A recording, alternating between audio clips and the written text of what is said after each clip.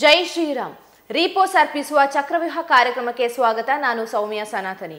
ನಮ್ಮ ಟಿವಿ ಕ್ರಮದ ಎಲ್ಲಾ ಕಾರ್ಯಕ್ರಮಗಳ ನೋಟಿಫಿಕೇಶನ್ ನಿಮಗೆ ಸಿಗಬೇಕಂತ ಹೇಳಿದ್ರೆ ನಮ್ಮ ಟಿವಿ ಕ್ರಮ ಚಾನೆಲ್ ಅನ್ನು ಸಬ್ಸ್ಕ್ರೈಬ್ ಮಾಡಿ, ಹಾಗೆ ಬೆಲ್ ಬಟನ್ ಕ್ಲಿಕ್ ಮಾಡೋದನ್ನ ಖಂಡಿತ ಮರಿಬೇಡಿ. ವೀಕ್ಷಕರೇ, ಬಿಹಾರದಲ್ಲಿ ವಿಧಾನಸಭಾ ಚುನಾವಣೆಯ ತಯಾರಿ ಜೋರಾಗಿ ನಡೀತಾ ಇದೆ.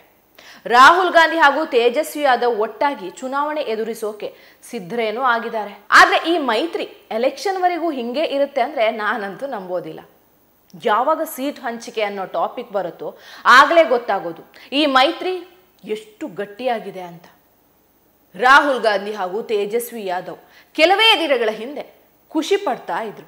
NDA ಅಲಯನ್ಸ್ನ ಬಿಜೆಪಿ ಹಾಗೂ ನಿತೀಶ್ ಕುಮಾರ್ ನಡುವೆ ಸೀಟು ಹಂಚಿಕೆ ಆಗಿಲ್ಲ ಅಂತ. ಅಂದ್ರೆ ಸೀಟು ಹಂಚಿಕೆ ವಿಷಯದಲ್ಲಿ ಬಿಜೆಪಿ ಹಾಗೂ ನಿತೀಶ್ ಕುಮಾರ್ ಅವರ ನಡುವೆ ಕಿರಿಕ್ ಆಗಬಹುದು ಅಂತ. ಈಗ ರಾಹುಲ್ಗೆ ಒಂದು ಶಾಕ್. NDA ಕಡೆಯಿಂದ ಸುಸೂತ್ರವಾಗಿ ಸೀಟುಗಳ ಹಂಚಿಕೆ ಆಗ್ಬಿಟ್ಟಿದೆ. ಯಾರು ಎಷ್ಟು ಕ್ಷೇತ್ರದಲ್ಲಿ ಚುನಾವಣೆಯನ್ನ ಎದುರಿಸ್ತಾರೆ ಅನ್ನೋದು ಗೊತ್ತಾಗಿದೆ.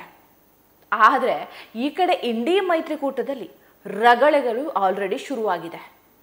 ಮೈತ್ರಿಯ ಒಳಗಿನ ಕಥೆಗಳು ಮಜವಾಗಿದೆ. ಸದ್ಯದ ಸುದ್ದಿ ಏನಂದ್ರೆ ರಾಹುಲ್ ಗಾಂಧಿ ತೇಜಸ್ವಿ ಯಾದವ್ ಮುಂದೆ ಸಂಪೂರ್ಣವಾಗಿ ಸರೆಂಡರ್ ಆಗಿದ್ದಾರಂತೆ. ಜೊತೆಗೆ ಯಾವುದೇ ನಿರ್ಧಾರವನ್ನು ಕೂಡ ಮುಂದೆ ಬಿಹಾರದಲ್ಲಿ ಲಾಲು ಪ್ರಸಾದ್ ಯಾದವ್ ಅವರೇ ತೆಗೆದುಕೊಳ್ಳಲಿದ್ದಾರಂತೆ. ಲಾಲು ಪ್ರಸಾದ್ ಎಷ್ಟು ಸೀಟ್ ಕೊಡ್ತಾರೋ ಅಷ್ಟರಲ್ಲಿ ಕಾಂಗ್ರೆಸ್ ಸ್ಪರ್ಧೆ ಮಾಡ್ತಾರೆ. ಆದ್ರೆ ಈ ಕತೆ ಇಲ್ಲಿಗೆ ಮುಗೀತು ಅನ್ಕೊಂಡ್ರ ಖಂಡಿತ ಇಲ್ಲ. ಮುಖೇಶ್ ಸಹಾನಿ ಹಾಗೆ ತೇಜಸ್ವಿ ಯಾದವ್ ನಡುವೆ ಈಗ ಜಗಳ ನಡೆದಿದೆ. ಮುಖೇಶ್ ಸಹಾನಿಯ ವಿಕಶೀಲ್ ಇನ್ಸಾನ್ ಪಾರ್ಟಿ ಕೂಡ ಈ ಬಿಹಾರದಲ್ಲಿ ಮಹಾಗಠಬಂಧನದ ಭಾಗ. ಈ ಮುಖೇಶ್ ಸಹಾನಿ ಈಗ ನಮಗೆ 60 ಸೀಟುಗಳನ್ನು ಕೊಡಬೇಕು ಅಂತ ಕೇಳ್ತಾ ಇದ್ದಾರೆ. Repos Super Offer Repos Bumper Offer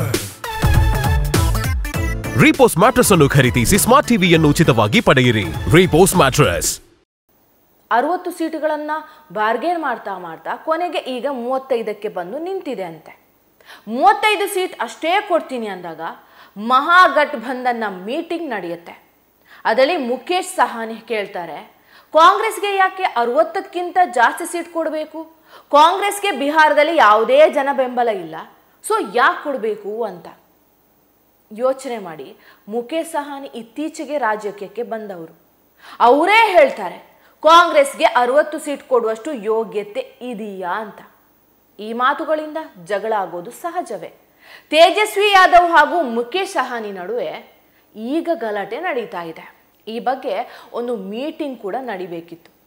ಆದರೆ ಲಾಲು ಪ್ರಸಾದ್ ಯಾದವ್ಗೆ ಈ ನಡುವೆ ಕೆಟ್ಟ ಸುದ್ದಿಗಳು ಬಂದಿದೆ. ಒಂದು, IRCTC ಹಗರಣದಲ್ಲಿ ಲಾಲು ಮೇಲೆ ಚಾರ್ಜ್ ಶೀಟ್ ಫೈಲ್ ಮಾಡಲಾಗಿದೆ. ಲಾಲು ಪ್ರಸಾದ್ ಯಾದವ್, ರಾಬ್ರಿ ದೇವಿ ಹಾಗೂ ತೇಜಸ್ವಿ ಯಾದವ್ರ ವಿಚಾರಣೆ ಶುರುವಾಗುತ್ತೆ. ಇದ್ರ ಜೊತೆ ಇನ್ನೊಂದು ಸುದ್ದಿಯೂ ಕೂಡ ಒಳ್ಳೆಯದು ಇರಲ್ಲ. ಗಠಬಂಧನದ ಮೀಟಿಂಗ್ ನಡೆಯಲಿಲ್ಲ. ಮುಖೇಶ್ ಸಹಾನಿಯನ್ನ ಮೀಟಿಂಗ್ಗೆ ಕರೆಯಲಾಗಿತ್ತು, ಆದರೆ ಅವರನ್ನ ಅಲ್ಲಿ ಎಂಟ್ರಿ ಆಗೋದಕ್ಕೆ ಬಿಡದೆ ತಡೆಯಲಾಗುತ್ತೆ. ಅದಕ್ಕೆ ಕಾರಣ ಮುಖೇಶ್ ಸಹಾನಿ ಕಾಂಗ್ರೆಸ್ ವಿರುದ್ಧ ಮಾತಾಡಿದ್ದು. ಹೀಗೆ ಈ ಮಹಾಗಠಬಂಧನದಲ್ಲಿ ಡ್ರಾಮಾಗಳು ನಡೀತಾ ಇದೆ. ಎಲ್ಲವೂ ಕೂಡ ಸೀಟ್ ಹಂಚಿಕೆ ವಿಚಾರದಲ್ಲಿ. ಈಗಲೇ ಹಿಂಗೆ, ಇನ್ನು ಎಲೆಕ್ಷನ್ ಹತ್ರ ಬರ್ತಾ ಇದ್ದ ಹಾಗೆ ಇನ್ನೇನಿದೆಯೋ. ಬಿಹಾರದಲ್ಲಿ ಇವರು ಗೆಲ್ಲೋದಂತೂ ಕಷ್ಟ. ಆದರೆ ಸೋತ ಮೇಲೆ ಸೋಲಿಗೆ ಕಾರಣ ಏನು ಅನ್ನೋದನ್ನಂತೂ ರೆಡಿ ಮಾಡಿಕೊಂಡು ಇಟ್ಟಿರ್ತಾರೆ. EVM ಹ್ಯಾಕ್, ವೋಟ್ ಚೋರಿ, ಇದನ್ನಂತೂ ಮತ್ತೆ ಖಂಡಿತ ಹೇಳಿಯೇ ಹೇಳ್ತಾರೆ. ಒಟ್ಟಿನಲ್ಲಿ ಈಗಂತೂ ಬಿಹಾರದ ಮಹಾಗಠಬಂಧನದಲ್ಲಿ ಒಳಗೊಳಗೆ ಕಿತ್ತಾಟ ಶುರುವಾಗಿದೆ. ಜಸ್ಟ್ ಈಗಿನ್ನೂ ಸೀಟು ಹಂಚಿಕೆಯ ಮಾತು ಶುರುವಾಗಿದ್ದಷ್ಟೇ, ಫೈನಲ್ ಕೂಡ ಆಗಲಿಲ್ಲ. ತೇಜಸ್ವಿ ಯಾದವ್ ಮನೆಯಲ್ಲಿ RJD ನಾಯಕರ ಮೀಟಿಂಗ್ ನಡೆಸ್ತಾ ಇದ್ದಾರೆ. ಎಲೆಕ್ಷನ್ ಪ್ರಚಾರಕ್ಕೆ ತಮ್ಮ ಪಕ್ಷದ ಚಿಹ್ನೆಯನ್ನ ಹಂಚೋದಕ್ಕೆ ತಯಾರಿ ನಡೆಸಿ ಅಂತಲೂ ಹೇಳಿದ್ದಾರೆ. ಎಲ್ಲೆಲ್ಲಿ ಸೀಟ್ ಕನ್ಫರ್ಮ್ ಆಗಿದೆಯೋ ಅಲ್ಲಾದ್ರೂ ನಮ್ಮ ಪ್ರಚಾರ ಶುರು ಮಾಡಿ ಅಂದಿದ್ದಾರೆ. ನೋಡಿ, ಈ ಸೀಟು ಹಂಚಿಕೆ ಕಿತ್ತಾಟ ಅಥವಾ ಸಮಸ್ಯೆ ಬಗೆಹರಿಯುತ್ತೆ ಅಂತ ಆಗಿದ್ರೆ ಮೀಟಿಂಗ್ ನಡೀತಾ ಇತ್ತು, ಏನಾದ್ರೂ ಡಿಸೈಡ್ ಆಗ್ತಾ ಇತ್ತು. ಈಗ ಬಂದಿರೋ ಸುದ್ದಿ ಏನಂದ್ರೆ ದೆಹಲಿಯಿಂದ ಲಾಲು ಪ್ರಸಾದ್ ಅಂಡ್ ಫ್ಯಾಮಿಲಿ ಮುಖೇಶ್ ಸಹಾನಿಯೊಂದಿಗೆ ಬಿಹಾರಕ್ಕೆ ವಾಪಸ್ ಬಂದಿದ್ದಾರೆ.